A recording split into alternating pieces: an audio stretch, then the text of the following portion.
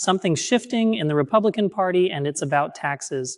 If there's one thing Republicans have been consistent about for decades, it's this: no tax hikes ever. It's been a bedrock principle, championed by everyone from Ronald Reagan to Grover Norquist. In fact, Norquist's anti-tax pledge has been signed by nearly every Republican in Congress, 191 House members and 44 senators. Raising taxes, especially on the wealthy, has always been a non-starter. But now something's changing. President Trump recently floated an idea that's already shaking things up within his own party. During a phone call with House Speaker Mike Johnson, Trump reportedly raised the possibility of letting tax cuts for the wealthiest Americans expire. In other words, he's open to a tax hike on millionaires to help pay for new tax breaks, targeting the working and middle class. He's even suggested increasing the top income tax rate to 39.6% for people making over $250 million a year. That's a major departure from the usual GOP line, but it's not coming out of nowhere.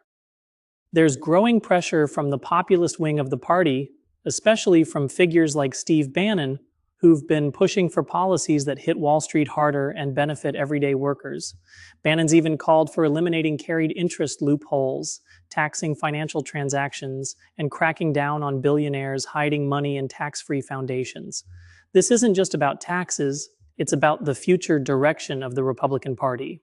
At the same time, Trump and Republican leaders are trying to pass a reconciliation bill, a sweeping tax and spending package that's supposed to be done by the end of May. It includes tax relief for tips, Social Security, and over time, popular ideas, but expensive ones. And to pay for them, they need new revenue. That's why the idea of raising taxes on the ultra-rich is even being considered.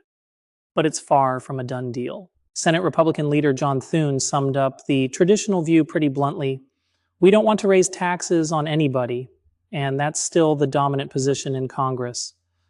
GOP lawmakers are deeply split, not just about taxes, but also about how to make the math work without cutting into essential programs like Medicaid.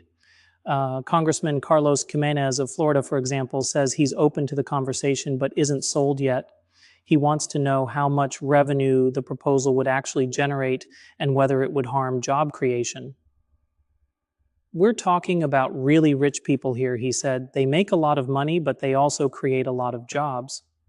Gimenez also made it clear that Republicans aren't looking to cut Medicaid benefits outright.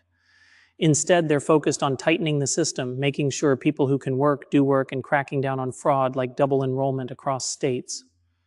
We're not trying to hurt people who genuinely need help, he said. But here's the thing. Trump keeps sending mixed signals. He's floated this idea multiple times, only to walk it back later. One day it's a trial balloon, the next it's gone. And now it's back again. His latest social media post says he's okay with the tax hike, but acknowledges it's politically risky for Republicans. That indecision frustrates GOP leaders who are trying to hold together a fragile coalition. They only have a few votes to spare in the House, and tensions are high. Members of the House Freedom Caucus are pulling in one direction, moderates from blue states in another. Everyone's fighting over priorities and whether raising taxes on millionaires is even worth considering. Still, the conversation is happening. Quietly, behind closed doors, Republican lawmakers are debating something they wouldn't have dared touch 10 years ago: raising taxes on the rich. Is it a true pivot or just posturing? That's unclear. But one thing's certain: the old rules are being tested.